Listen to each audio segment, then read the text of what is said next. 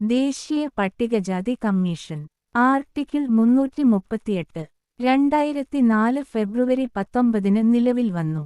ആസ്ഥാനം ലോക് നായക് ഭവൻ, ന്യൂഡൽഹി.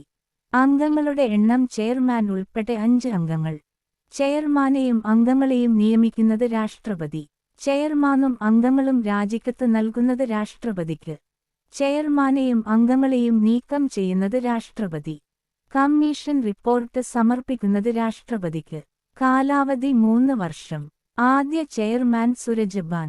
രണ്ടാമത്തെ ചെയർമാൻ ദുട്ടാ സിംഗ്. നിലവിലെ ചെയർമാൻ കിഷോർ മക്വാന. 2 തവണ ചെയർമാൻ ആയത് PL പുനിയ.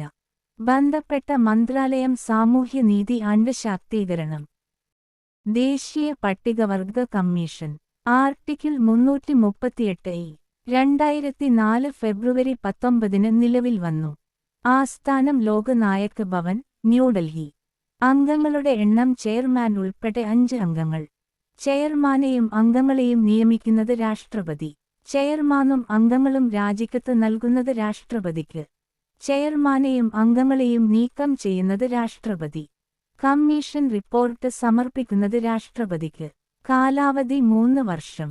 ആദ്യ ചെയർമാൻ കൺവർ സിംഗ്. രണ്ടാമത് ചെയർപേഴ്സൺ ഊർമിള സിംഗ്.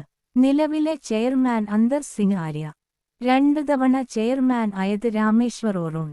ബന്ധപ്പെട്ട മന്ത്രാലയം ഗോത്രകാര്യ മന്ത്രാലയം.